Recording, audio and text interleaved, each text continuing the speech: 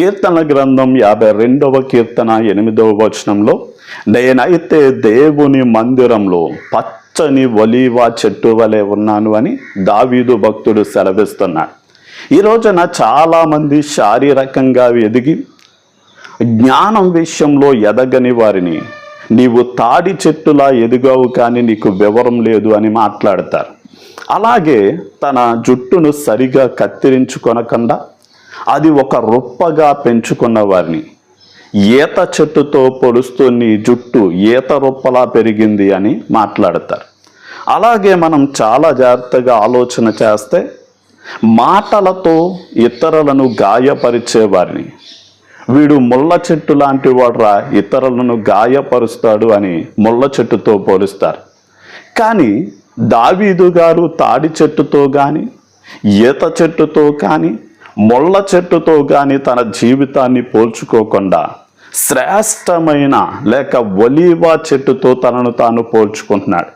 ఈ రోజున ఈ ఒలీవ చెట్టు ఎంత గొప్పదో కొన్ని విషయాలు మనం నేర్చుకోగలిగితే ఈ ఒలీవ చెట్టు చాలా శ్రేష్టమైనది. మనం న్యాయాధిపతుల గ్రంథం 9వ అధ్యాయం 9వ వచనంలో అది దేవునిని మానవుని సన్మానించడానికి ఉపయోగపడుతుంది.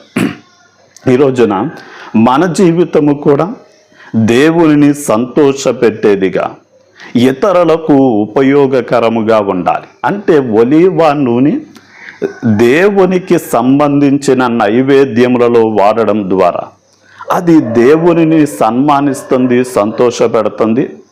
అలాగే ఈ నూనె ఆహారంలో వినియోగించడము ద్వారా, ఈ నూనెతో దీపాలను వెలిగించడము ద్వారా, ఈ నూనెతో తల అంటుకోవడం ద్వారా, ఈ నూనె స్వస్థత కలిగించడము ద్వారా, అన్నిటికంటే ప్రాముఖ్యంగా అభిషేకించే తైలముగా ఈ నూనె ఉండడము ద్వారా ఇది మానవునికి కూడా చాలా ఉపయోగకరమైనటువంటి చెట్టుగా నూనెగా మనకి కనపడుతుంది.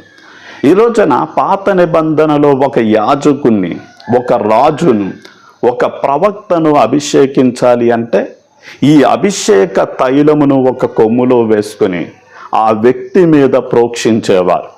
ఈ రోజున మన అభిషేకం ఏంటి అని మనం ఆలోచన చేస్తే అపోస్తల కార్యగ్రంథం 10వ అధ్యాయం 38వ వచనం ప్రకారం యేసును దేవుడు పరిశుద్ధ ఆత్మతో శక్తితో అభిషేకించాడు అని మనం మొదటి యోహాను పత్రిక 2వ అధ్యాయం 20వ వచనం ప్రకారం మనము దేవుని అభిషేకం అంటే దేవుని ఆత్మీయ అభిషేకముగా మన మీద ఉన్నప్పుడు ఆ ఆత్మ మనకి దేవుని పని చేయడానికి కావలసిన జ్ఞానం, దేవుని పని చేయడానికి కావలసిన సామర్థ్యం, దేవుడు పని చేయడానికి కావలసిన సమస్త వనరులను మనకి సమకూరుస్తారు.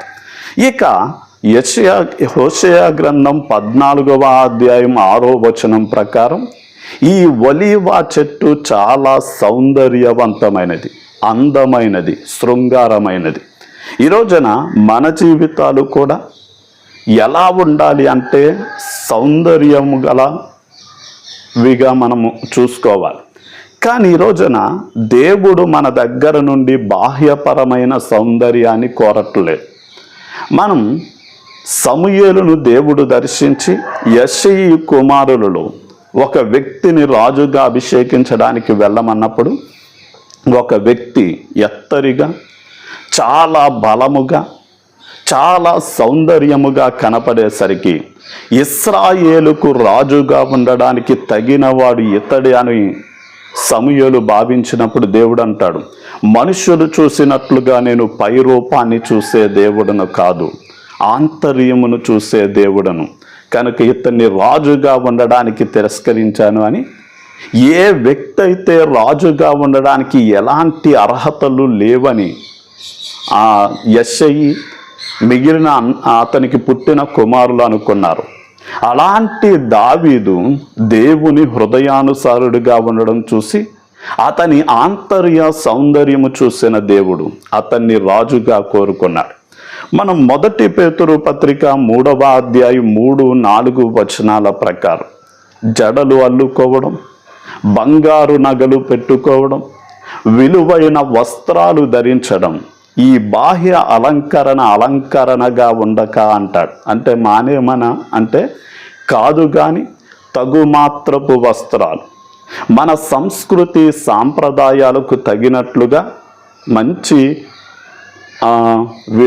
కొంత మనం ఆభరణాలు, అదే సమయమందు పద్ధతిగా జడాలుకోవడం, ఇలాంటివి కలిగి ఉన్నప్పటికీ అదే అలంకరణగా భావించక మనం సహనము, లోబడే ఉండే గుణాన్ని మనం అలంకరణగా ధరించుకొని, ప్రతి స్త్రీ కూడా తన పురుషునికి లోబడి జీవిస్తూ ఉండగా వీరి ప్రవర్తనను చూసినటువంటి తన భర్త, తన తల్లి ప్రవర్తన చూసినటువంటి బిడ్డలు, ఆ తల్లికి స్నేహితులైన వారు, ఇరుగు పొరుగు వారు ఆ వ్యక్తిని గ్రహించి ఆమె కలిగి ఉన్నటువంటి సహన గుణం, ఆమె కలిగి ఉండేటటువంటి లోబడే గుణం, ఎలాంటి మంచి గుణములను బట్టి వారు యేసయ్య యొద్దకు నడిపించబడతారు గనక బాహ్య అలంకరణ మనం అది ప్రాముఖ్యమైనదిగా భావించక ఆత్మీయమైన సౌందర్యాన్ని కలిగిన వారిగా ఉండాలి.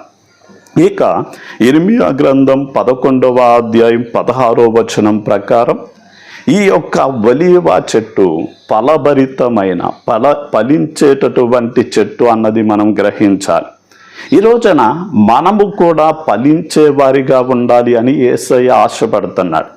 అందుకనే ఆయన యోహాను సువార్త 15వ అధ్యాయం 5వ వచనంలో మీరు నా యందును నేను మీ యందును నిలిచి ఉన్న ఎడల మీరు బహుగా ఫలిస్తారు అన్నాడు. అంటే మనం యేసయ్యలో ఉండడం ద్వారానే ఫలిస్తాము, కానీ ఇక వేరే మార్గం లేదు.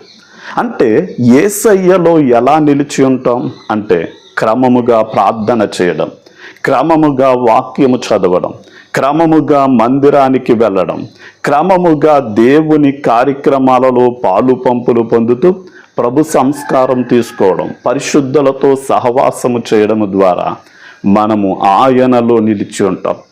ఆయనలో నిలిచి ఉన్నవాడు గలతీ పత్రిక 5వ అధ్యాయం 22వ వచనం ప్రకారం ఆత్మ ఫలమును ఫలిస్తాడు. ప్రేమ, సంతోషము, సమాధానం అనే దైవికమైనటువంటి గుణలక్షణాలను ఆ వ్యక్తి కలిగి ఉంటాడు. ఇక ఒలీవ చెట్టు ఎలాంటిది అంటే 2వ రాజుల గ్రంథం 20వ అధ్యాయం 7వ వచనం ప్రకారం అది ఔషధ గుణములు కలిగినటువంటి చెట్టు. మనం హిజ్కియా అనేటటువంటి రాజు కాలు మీద పుండొచ్చి మరణానికి చేరువైనప్పుడు అతని ప్రార్థన వినిన దేవుడు అతన్ని స్వస్థపరచమని తన ప్రవక్త అయిన యెషయాను పంపించినప్పుడు అతడు అంజూరపు పండ్ల ముద్దను ఆ గాయం మీద వేసి కట్టినప్పుడు దేవుడు అతనికి సంపూర్ణమైన స్వస్థత కలిగించాడు. అంటే ఒలీవ నూనెలో, ఒలీవ ఆకులు లేక పండ్ల ముద్దలో కొన్ని స్వస్థపరిచే ఔషధ గుణాలు ఉన్నాయి. అందుకనే ప్రతి పుండు మెత్తన చేయబడాలి అంటే ఒలీవ ఆయిల్ రాసేవారు. అందుకనే యెరూషలేం నుండి యెరికోకు వెళ్తున్న వ్యక్తి దొంగల చేత కొట్టబడి కొర ప్రాణాలతో ఉన్న వ్యక్తిని నూనె రాసి తన గాయాలను కట్టినట్లుగా చూస్తున్నాం. యాకోబు పత్రికలో నూనె రాసి ప్రార్థన చేస్తే నేను ఆ వ్యక్తిని స్వస్థపరుస్తాను అన్నాడు. అంటే స్వస్థపరిచేది దేవుడే, ఆయనకు మాత్రమే ప్రార్థన చేయాలి. అదే సమయమందు ఆయన కొన్నిసార్లు ఏం చేస్తాడు అంటే మనకి ఉన్న ఔషధాలను వినియోగించుకుని కూడా మనకి స్వస్థతను దయచేస్తాడు. ఇక మనము కూడా ఇతరుల గాయాలు కట్టేవారిగా, బాధలో ఉన్న వారిని ఓదార్చేవారిగా, దేవునిలో దిగజారుతున్న వారిని ప్రోత్సహించేలాగా మన జీవితం ఉండాలి. ఇక మనం ఒలీవ చెట్టు దేనిని సూచిస్తుంది అంటే సమాధానమును సూచిస్తుంది. కీర్తనల గ్రంథం 52వ కీర్తన 8వ వచనంలో నేనైతే దేవుని మందిరంలో పచ్చని ఒలీవ చెట్టు వలె ఉన్నాను అని, 128వ కీర్తన 3వ వచనంలో భోజనపు బల్ల చుట్టూ నీ పిల్లలు ఒలీవ మొక్కల వలె ఉందురనే మాట అక్కడ కలిగి ఉన్న సమాధానాన్ని సూచిస్తాం. ఒకప్పుడు మనం పాపములో ఉండి దేవునికి శత్రువులమై ఉంటే యేసయ్య మన స్థానంలో మరణించి తిరిగి లేచి మన పాపాలను క్షమించి దేవునితో సమాధాన బంధాన్ని మనకు ఉంచారు. ఇప్పుడు ఎవరైతే దేవునితో సమాధానంగా జీవిస్తూ ఆయన మార్గాల్లో నడుస్తున్నారో వారు మనుషులందరితో సమాధానంగానే ఉంటారు. అంటే ఆ వ్యక్తి తన తల్లిదండ్రులతో సమాధానంగా, భర్తతో భార్యతో సమాధానంగా, తన పిల్లలతో, తన స్నేహితులతో, ఇరుగు పొరుగు వారితో అందరికీ సమాధానంగానే ఉంటారు. కానీ శత్రువులుగా ఎన్నరూ ఉండరు. ప్రార్థన. తండ్రి నీకే వందనం. ఈ మాటలు ఎవరైతే వింటున్నారో వారు పచ్చని ఒలీవ చెట్టు వలె నిన్ను సంతోషపెట్టేవారిగా, మనుషులకు ఉపయోగపడేవారిగా, ఆత్మీయమైన సౌందర్యము కలిగినటువంటి వారిగా, అలాగే ఫలభరితమైనటువంటి వారిగా, ఆయన ఇతరుల గాయములను కట్టేవారిగా, అందరితో సమాధానంగా జీవించేవారిగా వారిని మార్చి దీవించమని యేసు నామములో అడిగి వేడుకుంటున్నాం తండ్రి. ఆమేన్.